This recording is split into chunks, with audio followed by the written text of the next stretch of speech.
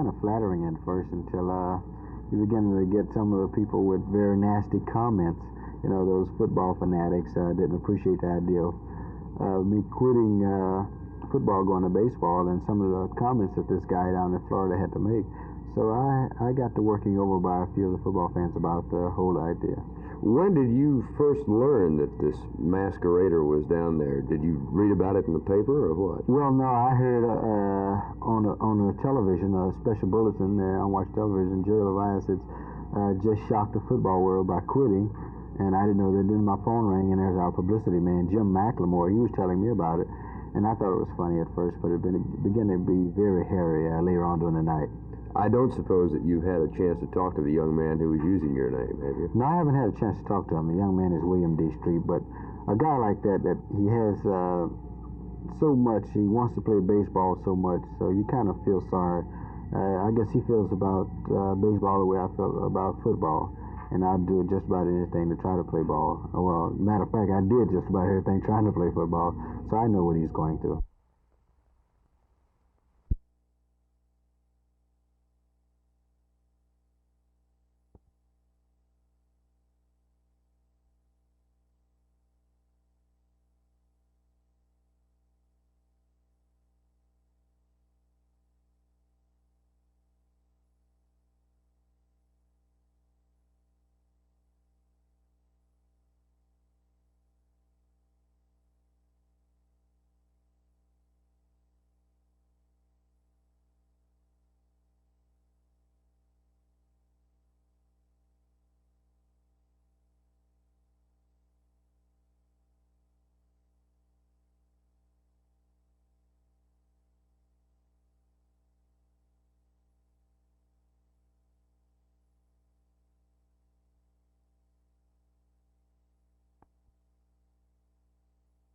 If you are among the $80,000 to $85,000 sites that use North Central Expressway in a given day, then you are being watched on television, not for traffic violations, but rather for traffic control. It's all part of a computer-controlled access program, which was to have gone into operation last December, but is now hoped to be in operation by June or July. According to Mr. Jim Carvell, the Assistant Research Engineer for the Texas Transportation Institute, and Bob Yielding, Texas Highway Department Assistant Resident Engineer, this program could be in operation after approximately 90 days of testing which will program an IBM computer for each access characteristics. Now, these traffic lights and signs that say metered when flashing could well be into operation by early summer. It's a $471,000 project, but it could well cost $1 million by the time it gets into operation. This is Jim Mitchell, Channel 8 News on the Move.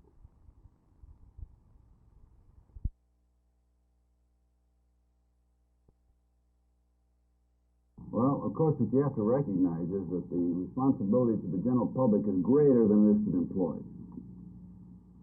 The general public in that community is severely affected by the unemployment of those people. No, I'm talking about Boeing now, for example.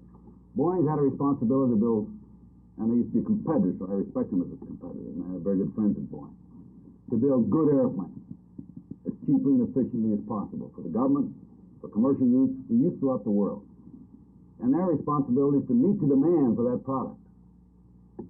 And as Boeing was growing and growing and growing, they had to bring people into Seattle and the surrounding area in order to build these airplanes. And if Boeing kept 50,000 people on the payroll with nothing to do, they destroyed the company in a matter of weeks, and there'd be no Boeing Company could do nothing about it. There'd be no shareholders left, no ownership left. And secondly, and therefore the employee would have nothing at the end of that period of time. And secondly, you would ruin the man by having him stand around doing nothing.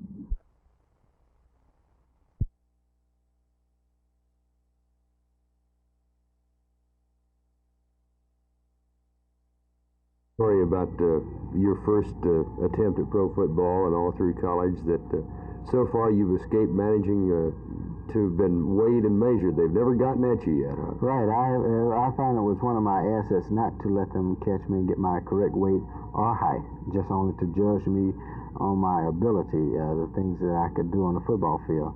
So it worked out pretty good, and as of yet, I still haven't gotten used to people measuring me or giving them my correct height or weight.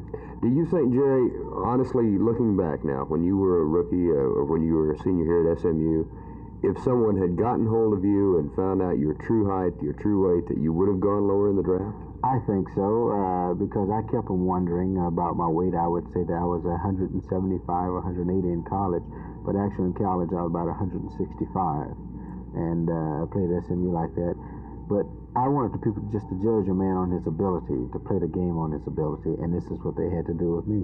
Take the chance on me, see if I could make it to Pro Bowl, and which I think right now that I don't think the people in Houston are too sorry. At least I hope not. Did anybody ever come close to actually getting you with a tape measure? Yeah, they actually came close. They almost shut me on two doors. One door you go in for it to be weighed and measured. Next door you come out, but somehow I got out of that. And I was in Alabama at the Senior Bowl game, and all the scouts from all the pro teams were there, and I escaped that somehow, and I think that's the closest I've come to being caught. You know, it's kind of amazing, Gil Brandt, with his omniscience and his faculty for tracking everybody down, that somehow you managed to elude even him. Yeah, well, I knew that the Cowboys had one of those efficient staffs that they got to wait and put it all on the computers and all this. But the computer, even if they had any type of thing to say about me as being an athlete, it had to be half done because they couldn't get my correct height or weight. So any results they got from their computers about me, it was only half done.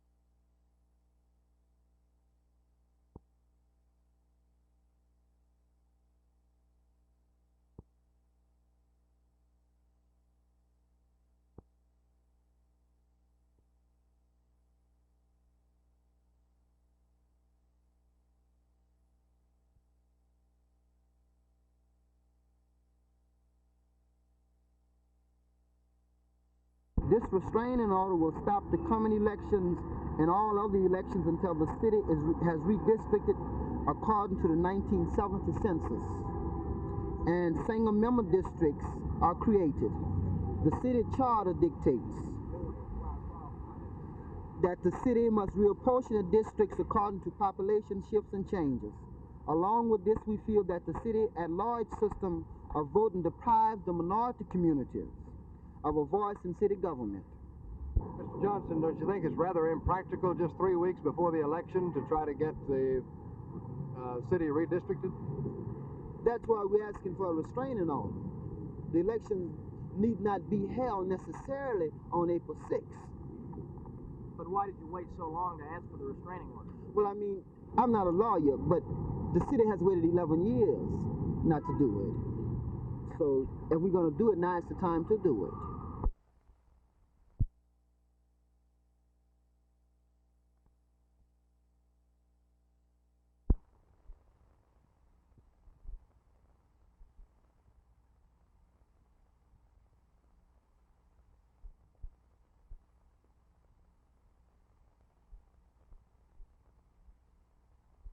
Well, after 35 or 40 years service, you should at least call me on the carpet if I'd done anything wrong at the time I did it, and say, here's something you've done wrong. You've never had to call me on the carpet. I'll come over here and sit at the school board a time or two, brother, before your time. See? And I think you really mistreated me to put that in the paper. This boy here, I don't think remembers me, but I live within 2 blocks of his home. I went to school with his brother, and I have voted for him every time his name was on the ballot. I wish you'd made that speech to me before. I kind of liked it. I didn't know about all of this vote from you, Mr. Dendigger. Well, However, I did look into it after you called me on the telephone, and this other man had already been appointed, and there was nothing that could be done.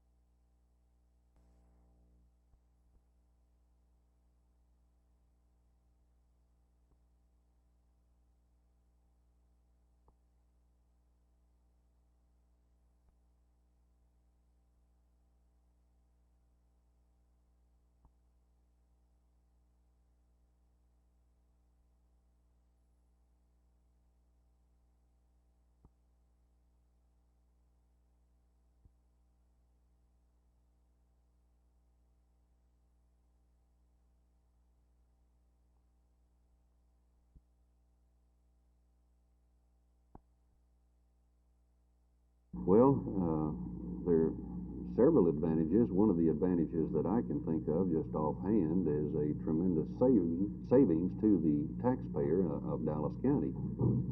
For instance, if this bill were to have been enacted and was in force last Sunday, when our last census was taken, we had some 364 people here in this institution who would be, for the lack of a better word, eligible under this House bill.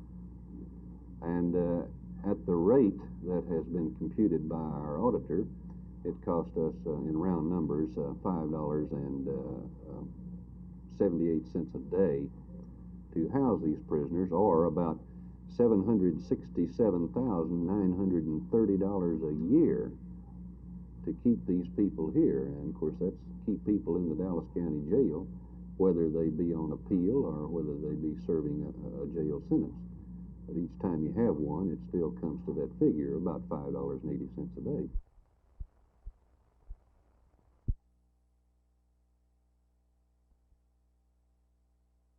School officials theorized that the thieves jimmied a window on the lower floor, made their way to a classroom on the third floor, and then carted away 5 adding machines, 2 calculators, and 5 electric typewriters valued at over $4,000. It must have taken some time because each machine was carried about 200 yards to a waiting vehicle. Tire tracks found this morning led to this theory. There's no one or easy solution to this problem. Comparing the cost of theft and damage so far this school year to the same period last year, the dollar figure has dropped better than 10% this year. School officials attribute the drop to the inauguration of paid security patrols in the district, parent patrols around some of the schools, increased cooperation with the police department, and some of the schools even have listening devices monitoring the school when it is empty. It's not the complete answer, but so far these solutions have shown results. Jerry Park, Channel 8 News on the Move, Fort Worth.